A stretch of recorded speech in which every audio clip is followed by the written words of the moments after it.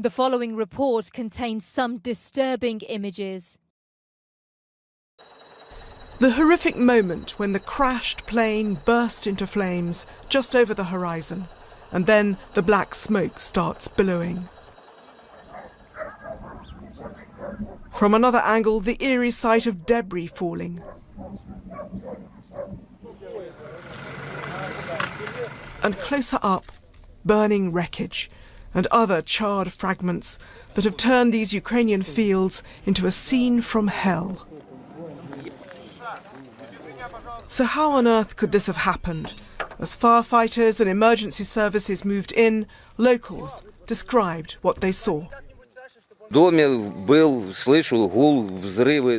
heard 2 explosions. I jumped out and saw the smoke, says this man. Everything was black. There was fighting and I heard shooting in the sky, says this man. Several shots and then some loud bang. I was scared.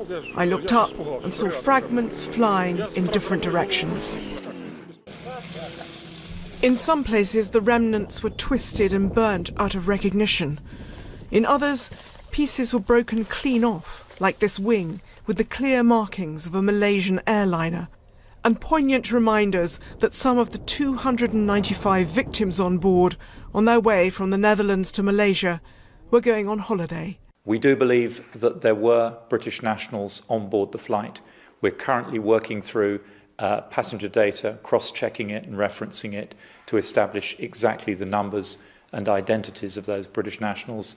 And as soon as we have further information, we will be in contact with the families. It's still not clear the plane was shot down, but if it was, who did it? For weeks, Russian-backed separatists have been fighting Ukrainian government forces in exactly the part of eastern Ukraine where the crash happened.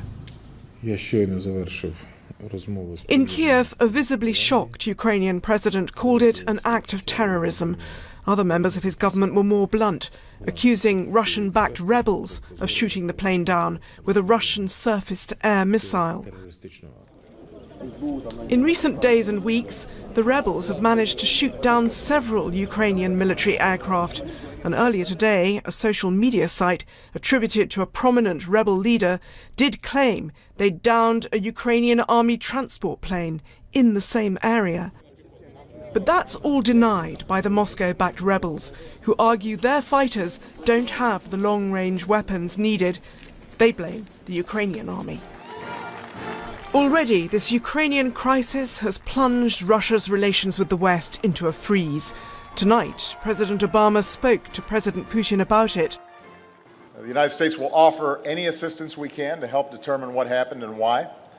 And as a country, our thoughts and prayers are with all the families of the passengers, wherever they call home. Tonight, reports suggest rebels in eastern Ukraine may call a truce to let an investigation go ahead. Possibly the horror of this crash will achieve a peace that diplomacy has so far failed to bring. But, whatever the cause, it could also widen the abyss and make this spiralling conflict much more dangerous. Bridget Kendall, BBC News.